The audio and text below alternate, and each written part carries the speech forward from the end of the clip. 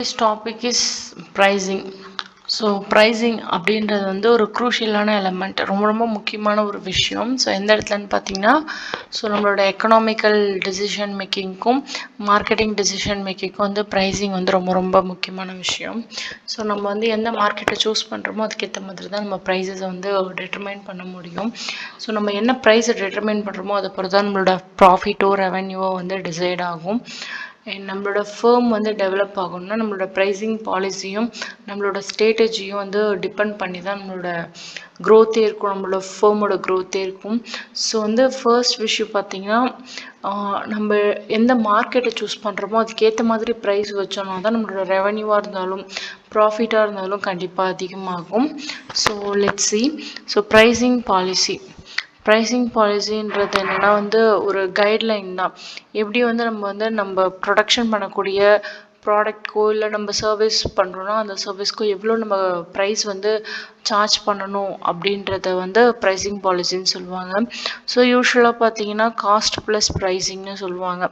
So இப்போ நான் வந்து ஒரு ப்ராடக்ட் 600 வந்து ஃபிக்ஸ் பண்ணுறேன் அப்படின்னா அதுக்கு வந்து ஆக்சுவலாக அதை ரெடி பண்ணுறதுக்கான காஸ்ட் வந்து 500 ருபீஸ் ஆகியிருக்கும். அண்ட் வந்து ப்ளஸ் அதில் வந்து ஒரு 20% எனக்கு லாபம் வேணும் அப்படின்னு நான் நினைக்கிறேன்னா, ஸோ அந்த 500ல் 20% 100 rupees. So 500 + 100 is equal to வந்து ப்ரைஸ் தான் 600ன்னு நான் விற்பேன். ஆக்சுவலாக இந்த எக்ஸாம்பிளில் தான் நான் வச்சு சொல்லியிருக்கேன். ஒரு ஃபர்னிச்சர் கம்பெனியில் ஒரு சேர் வந்து ப்ராடக்ட் பண்ணுறாங்கன்னா அதோட ரேட் வந்து 500 தான் இருக்கும். பட் அவங்க வந்து 20% ப்ராஃபிட் ஆட் பண்ணும்பொழுது அதை வந்து எவ்வளோ ருபீஸ்க்கு செல் பண்ணுவாங்கன்னா 600 ருபீஸ்க்கு செல் பண்ணுவாங்க. தென் பார்த்தீங்கன்னா பெனட்ரேஷன் ப்ரைஸ் அப்படின்னு பார்த்தீங்கன்னா, இப்போ நம்மளோட ஜியோ சிம்லாம் ஃபர்ஸ்ட் வந்து ஃப்ரீயாகவே வந்து கொடுக்குறேன் அப்படின்னு சொல்லியிருந்தாங்க இல்லையா, எல்லாமே அந்த டேட்டாஸ் அதெல்லாம். ஸோ அதை நம்பி நிறைய பேர் வந்து நம்ம அந்த சிம் வாங்கினோம். அந்த சிம்மை வாங்கின உடனே தான் அவங்களோட ப்ரைஸிங் அண்ட் மார்க்கெட்டிங் ஸ்ட்ராட்டஜியும் கூட. ஸோ அவங்க புதுசாக மார்க்கெட்டுக்கு வந்திருக்காங்க, யாருமே அவ்வளோ தூரம் வந்து செலவு பண்ணி அந்த சிம்மை வாங்க மாட்டாங்க இல்லையா. ஸோ வந்து அவங்க ஃபஸ்ட்டு வந்து கொஞ்சம் ரொம்ப அஃபோர்டபுளாக கொடுத்தாங்க. அதுக்கப்புறம் எல்லோரும் அதை வாங்கி அவங்களோட பர்சனல் நம்பரில் எல்லாருக்கும் ஷேர் பண்ணி அது ஒரு பெரிய காண்டாக்டாக மாறினதுக்கப்புறம் ஒரு சர்டன் இயருக்கு அப்புறம் அந்த ரீசார்ஜ் காஸ்ட் எல்லாமே அவங்க அதிகமாக்கிட்டாங்க. ஸோ இதெல்லாம் வந்து பெனட்ரேட்டிங் ப்ரைஸ்னு சொல்லுவாங்க. ஸோ ஃபர்ஸ்ட் வந்து மார்க்கெட்டுக்குள்ளே என்ட்ரு ஆகுறோம், நிறைய காம்படிஷன் இருக்குன்னும் பொழுது நம்ம வந்து லோ ப்ரைஸில் வந்து நம்மளோட ப்ராடக்ட்டை வந்து ப்ரொவைட் பண்ணோன்னா வந்து நம்ம ஈஸியாக வந்து மார்க்கெட்டுக்குள்ளே என்ட்ரு ஆகிடலாம். ஸோ ஃபர்ஸ்ட் வந்து நம்மளுக்கு ப்ராஃபிட் கிடைக்குமான்னு பார்த்தா அதோட ஒரு ப்ளஸ்ஸான விஷயம் என்னென்னு பார்த்தீங்கன்னா, ப்ராஃபிட்டோட ஒரு முக்கியமான விஷயம் நம்மளால் வந்து மார்க்கெட் ஷேர்ஸை வந்து கெயின் பண்ண முடியும். அண்ட் வந்து நம்மளோட கஸ்டமர்ஸோட ஹோப்பையும் வந்து நம்மளால் ஈஸியாக வந்து அட்டைன் பண்ண முடியும். ஸோ அதுக்கு ஒரு எக்ஸாம்பிள் தான் நான் முன்னாடியே சொன்ன மாதிரி ஜியோ சிம். ஸோ இதில் என்ன எக்ஸாம்பிள் கொடுத்துருக்கேன்னா, a new telecom operator offer low call rate to attract customers. So மோரலஸ் இதுவுமே ஜியோ சிம் மாதிரி தான் வந்திருக்கு. நெக்ஸ்ட் பார்த்திங்கன்னா ஸ்கிம்மிங் ப்ரைஸஸ். ஸோ ஃபர்ஸ்ட் வந்து லான்ச் பண்ணும்போது ஹெவி ப்ரைஸஸில் லான்ச் பண்ணிவிட்டு எல்லாரோட கவனத்தையும் அட்ராக்ட் பண்ணும். இந்த ப்ராடக்ட்க்கு இவ்வளோ ப்ரைஸ் வந்து ஃபிக்ஸ் பண்ணியிருக்காங்க அப்படின்னு சொல்லிட்டு அவங்களோட கவனத்தை அட்ராக்ட் பண்ணணும். பட் அதுக்கப்புறம் போக போக கொஞ்சமாக வந்து ஸ்கிம்மிங் பண்ணிட்டு போகணும். குறைச்சிட்டே போகும்போது என்ன இது 10,000ல் இருந்துச்சு, இப்போ என்ன 1000க்கு தான் விற்கிது, ஸோ இது திரும்பி அகைன் ரேட் ஏறதோடு நம்ம வாங்கிக்கலாம் அப்படின்ற ஒரு மைண்ட் செட்க்கு வந்து கஸ்டமர்ஸை கொண்டுட்டு வரணும். ஸோ கொண்டுட்டு வந்து அந்த ப்ராடக்ட்டை வந்து நல்லா செல் பண்ணி நம்ம ப்ராஃபிட்டும் எடுக்கிற மாதிரி இருக்கணும். அதுதான் ஸ்கிம்மிங் ப்ரைஸஸ்ன்னு சொல்லுவாங்க. ஸோ எக்ஸாம்பிள் பார்த்திங்கன்னா, Airtel company launching a new smart phone at 80,000, reduce the price after 6 months வந்து 8,000 கூட ரெடியூஸ் பண்ணியிருப்பாங்க. ஸோ அதனால் அவங்களோட செல்லிங் வந்து ரொம்ப அதிகமாக இருக்கும். நெக்ஸ்ட் பார்த்திங்கன்னா காம்படிட்டிவ் ப்ரைஸிங்னு சொல்லுவாங்க. ஸோ வந்து பேஸ்டு வந்து காம்படிஷன். இப்போ வந்து ஏற்கனவே வந்து மார்க்கெட்டில் நிறைய வந்து சிமிலர் ப்ராடக்ட்ஸ் இருக்குது அப்படின்னும் பொழுது நம்மளோட ப்ராடக்ட்டை லான்ச் பண்ணும்போது ஸ்லைட்லி அவங்கள விட வந்து ரேட் கம்மியாகவும் நிறைய ஆஃபர்ஸோடையும் நம்ம வந்து லான்ச் பண்ணோம் அப்படின்னா வந்து நம்மளோட ப்ராடக்ட் வந்து சீக்கிரம் வந்து கஸ்டமர்ஸ் வந்து ரீச் பண்ணும். ஸோ எக்ஸாம்பிள் பார்த்திங்கன்னா, soft drink brand price its products similar to Coca-Cola or Pepsi. So அது சிமிலராக வரும் பொழுது ஸோ வந்து அவங்க வந்து காம்படிட்டிவ் ப்ரைஸிங் மெத்தடை வந்து ஃபாலோ பண்ணுவாங்க. தென் பார்த்தீங்கன்னா pricing strategies in different market structures. So இப்போ நம்ம மார்க்கெட் ஸ்ட்ரக்சரை டிபெண்ட் பண்ணி வந்து எப்படிப்பட்ட ப்ரைஸிங் ஸ்ட்ராட்டஜிஸை நம்ம ஃபாலோ பண்ணணும் அப்படின்னு சொல்லிட்டு பார்க்கலாம். ஏன்னா எல்லா ஒரே ப்ரைஸிங் ஸ்ட்ராட்டஜி எல்லா மார்க்கெட்டுக்கும் சூட் ஆகாது. அப்படி ஆச்சுன்னா ஒன்று வந்து நம்மளுக்கு வந்து ரொம்ப நிறைய வந்து லாஸ் ஆகும், அப்படி இல்லைன்னா ரொம்ப ப்ராஃபிட் கிடைக்கும். ஸோ ப்ராஃபிட்டுன்றது வந்து ஒரு அன்சர்டனிட்டி தான். மோரோர்லெஸ் வந்து லாஸ் தான் வந்து ரொம்ப அதிகமாக ஃபேஸ் பண்ணுவோம். அண்ட் ரொம்ப சீக்கிரமாகவே வந்து அப்ஸ்காண்ட் ஆகிடுவோம் மார்க்கெட்லேருந்து. ஸோ இந்த மார்க்கெட்டோட நேச்சரை பொறுத்து நம்ம நடந்துக்கிட்டோம்னா மட்டும்தான் நம்மளால் வந்து ரொம்ப நாள் வந்து சஸ்டைண்டாக நம்மளோட கம்பெனியை ரன் பண்ணிட்டு போக முடியும். ஸோ வந்து ஃபர்ஸ்ட் பார்த்தீங்கன்னா வந்து பர்ஃபெக்ட் காம்படிஷன் அப்படின்னு சொல்லுவாங்க. ஸோ இப்போ இதோட நேச்சர் என்னென்னா நிறைய பையர்ஸ் இருப்பாங்க, நிறைய செல்லர்ஸ் இருப்பாங்க. ஹோமோஜினியஸ் ப்ராடக்ட் அப்படின்னு சொல்லலாம். ஒரே ஒரு ஃபார்மில் மட்டும்தான் அந்த ப்ராடக்ட் கிடைக்காது. ஸோ வந்து அந்த ப்ரைஸையுமே வந்து கண்ட்ரோல் பண்ண முடியும்.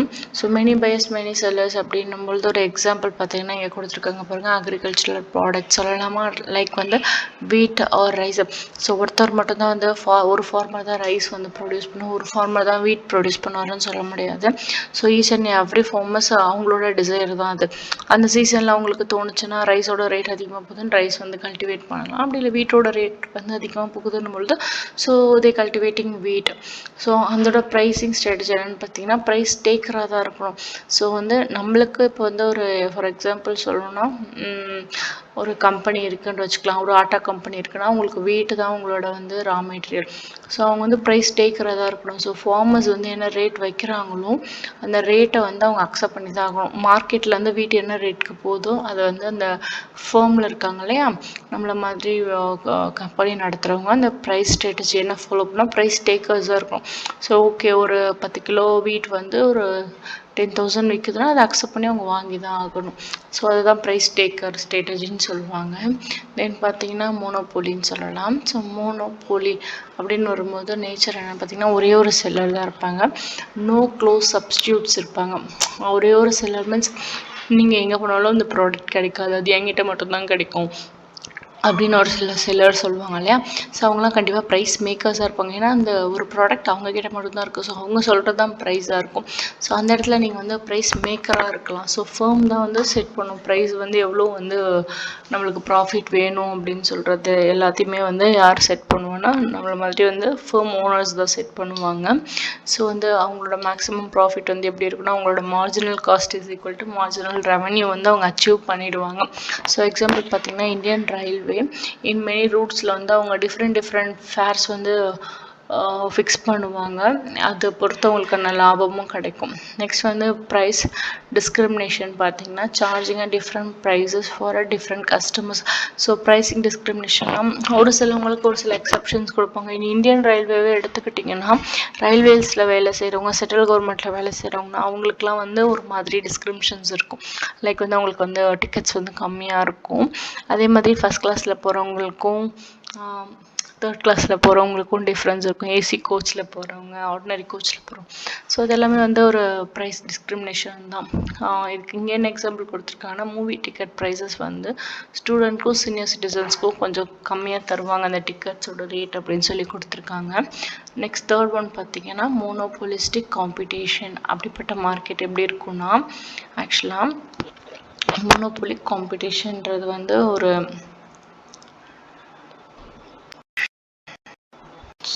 ஸ்க்ரீன் மாறிடுச்சுன்னு நினைக்கிறேன். I think so.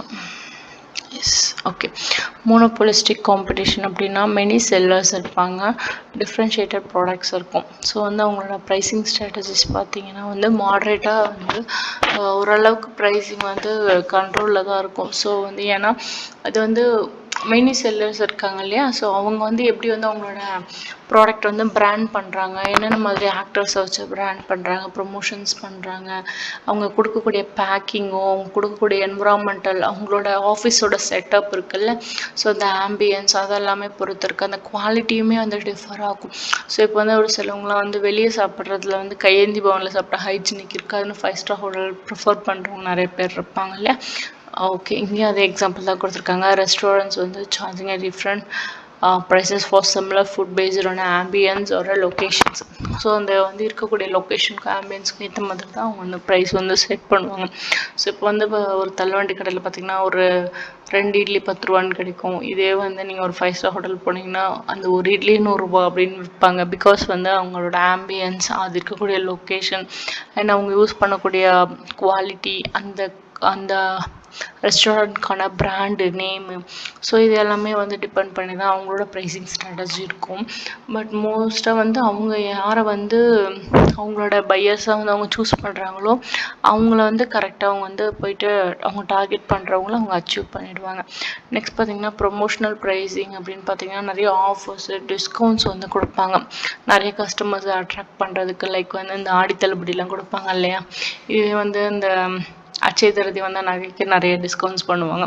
ஸோ தான் festival sales by clothing brands, அதுக்கெல்லாமே வந்து பேர் வந்து ப்ரொமோஷனல் ப்ரைஸிங் அப்படின்னு சொல்லுவாங்க. ஸோ ஃபைனலாக பார்த்தீங்கன்னா 4வது ஒலிகோபோலி அப்படின்னு சொல்லுவாங்க. ஸோ ஃபியூ லார்ஜ் ஃபார்ம்ஸ் வந்து டாமினேட் பண்ணுவாங்க. ஸோ இப்போ ஒரு பேர் எடுத்துக்கிட்டோன்னு வச்சுக்கோங்களேன், ஒரு எக்ஸாம்பிளுக்கு ஏதாவது ஒரு கம்பெனி இல்லை ஏதாவது ஒரு ப்ராடக்டோட பிராண்ட் எடுத்துக்கிட்டோன்னு வச்சுக்கோங்களேன், அவங்க தான் அதை டாமினேட் பண்ணுவாங்க. ஒரு எக்ஸாம்பிளுக்கு சொல்லணுன்னா, ஃபார் எக்ஸாம்பிள் வந்து இப்போ வந்து இந்த நம்மளோட சிம்மெல்லாம் இருக்குது இல்லையா, ஸோ அதை யார் டாமினேட் பண்ணுறாங்கன்னு உங்களுக்கே தெரியும். இது ஒரு கார் பிராண்ட் அப்படின்னா BMW அது மாதிரிலாம் வச்சுக்கிட்டோம், ஜாக்வரோ அப்படிலாம் வச்சுக்கிட்டோன்னா ஸோ அவங்களாம் டாமினேட் பண்ணுவாங்க. ஸோ அவங்களதுலேருந்து தான் வந்து ப்ரைஸ் வந்து அவங்க ஃபிக்ஸ் பண்ணுறதுலேருந்து ஒரு சிலவங்க கம்மி பண்ணியும் வைப்பாங்க, ஒரு சிலவங்க அதை விட அதிகமாக்கியும் வைப்பாங்க, இல்லை ஒரு சிலவங்க அந்த ப்ரைஸையும் ஃபாலோ பண்ணுவாங்க. ஸோ அங்கே பார்த்தீங்கன்னா ப்ரைஸிங் ஸ்ட்ராட்டஜி நிறைய பேர் இன்வால்வ் ஆகி ப்ரைஸிங் லீடராக இருப்பாங்க.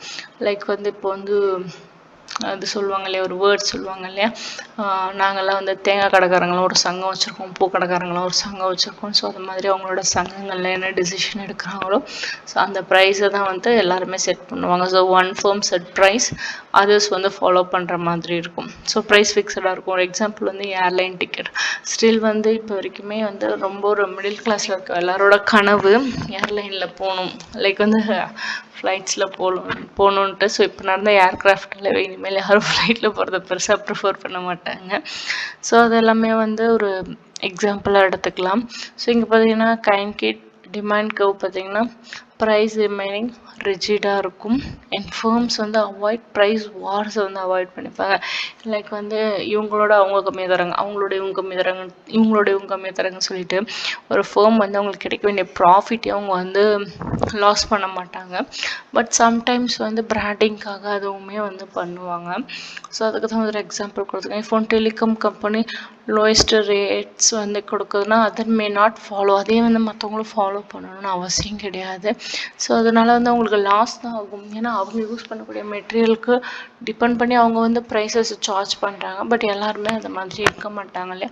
ஸோ ஒரு சிலவங்க வந்து ரொம்ப பிராண்டடாக வந்து யூஸ் பண்ணிகிட்ருப்பாங்க, அதனாலேயும் அது வந்து ரொம்ப டிஸ்டர்ப் ஆகும். So and thank you.